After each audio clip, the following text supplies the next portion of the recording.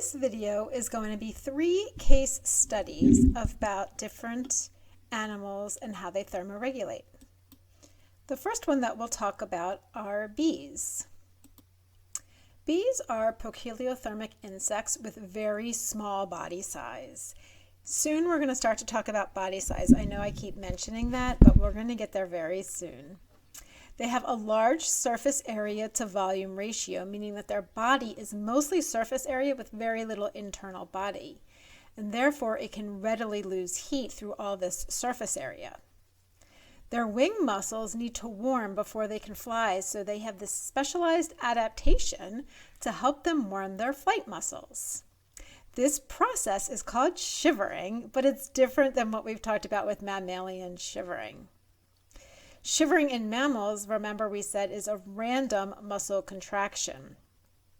This one is an organized muscle contraction, but because the upstroke and the downstroke muscles are contracting at the same time, there's actually no net movement. Therefore, their wings will quiver, but they won't be able to fly until the shivering actually ends. These muscle contractions heat up the flight muscles and eventually will allow for the bee to fly. Bees also use this heat to warm their hives. Again, because of the high surface area to volume ratio, the heat created by shivering is quickly lost to the environment. If they are creating this internal heat by shivering in an enclosed area like the hive, their body heat will warm the hive. If the hive gets too warm, bees will use their wings like a fan to help cool the hive. On very hot days, bees will spread water in the hive so they can cool the hive enough through convection. They will fan their wings over the water, which acts like sweat on mammalian skin. This is just one example of the highly adaptive traits found in the animal kingdom. Here you can see what it looks like when the bees are shivering to exercise their flight muscles.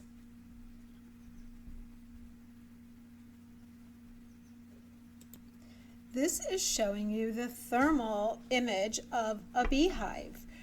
A honeybee hive that is rearing its brood will maintain the temperature of its brood combs within a very narrow range, about 32 to 36 degrees Celsius. Even when the temperature outside the hive falls to very cold temperatures or rises to very warm temperatures.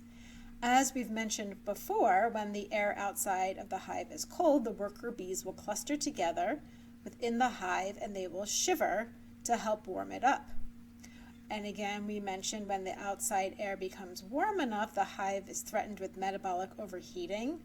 Workers will disperse the heat in the hive with the fan-like motion from their wings. Again, they will also spread water to help convective cooling inside the hive.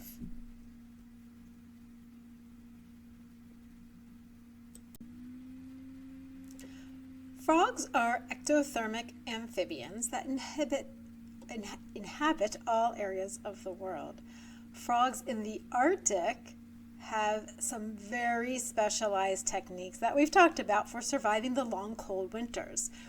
And the Alaskan wood frog, Rhina sylvatica, is one of the freeze-tolerant animals that we discussed. They actually use all 3 strategies that we've talked about.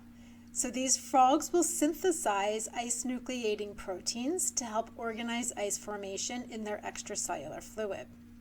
They also have antifreeze proteins to help regulate how much extracellular fluid freezes, and they produce those special cryoprotectants.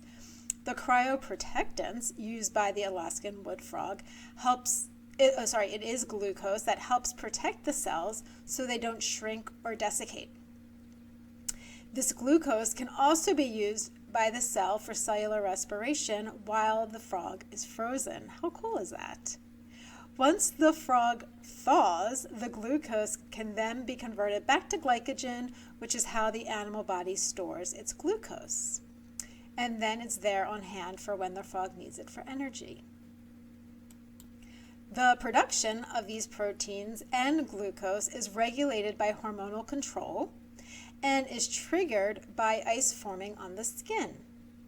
These frogs can withstand weeks of freezing and can freeze-thaw several times throughout the winter. This is another example of how amazing the communication between animals and their environment is, and the incredible adaptations they have to withstand these conditions. Here's some video of a frozen frog, and you can see even its eye is frozen. And it's going to start thawing here in the summer sun. You can see the ice melting around it and on its chin and on its back, and you can start to see little movement as it starts to wake up. It's going to start moving, and then it's going to start using all of those proteins and glucose that it has been storing for these early movements here. And then it can finally emerge from the leaf litter and go about its normal activity.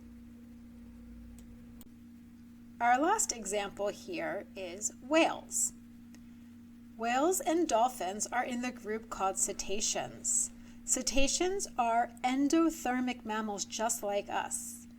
I'm going to provide many examples of their unique mammalian adaptations throughout the semester, but here I want to discuss their thermoregulatory adaptations. Whales have an extensive blubber layer that is highly specialized. A large component of blubber is lipids, or fat, but there's also a significant amount of proteinaceous structure to the blubber that provides structural support. Blubber is an excellent insulator for whales because of its low thermal conductivity that we talked about earlier. Therefore, the underlying muscle just below the blubber can be close to core body temperature, but the skin external to the blubber can be close to water temperature. Sometimes these temperatures can differ by about 50 degrees or more because of blubber.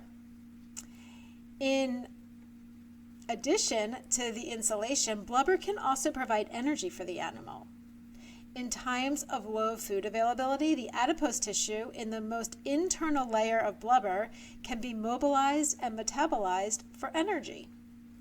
The outer layer of the blubber remains completely untouched to maintain its insulative properties. Remember, you don't want to sacrifice one need, like the need for energy, for another need, like the need for warmth. Another example of animals that are highly adapted for survival. In addition to their blubber, cetaceans have a specialized countercurrent heat exchange that you can see down here in this picture. And this is going to use the REAT system that we talked about earlier. But in their fins, they're going to have a more simplistic countercurrent system. In their dorsal fins and tails, which I showed you earlier, they have a countercurrent system with an artery in the center here that is surrounded by veins. When the animal is trying to maintain their heat, the veins will be constricted and the arterial blood will warm the venous blood before it returns to the core. When the animal is overheating and needs to release heat, the veins will dilate and allow the cool water temperature to cool the venous blood before it returns to the body core. Cetaceans have several of these clusters of arteries surrounded by veins along their fins. This is our final example of how amazingly adaptive animals are to their environment.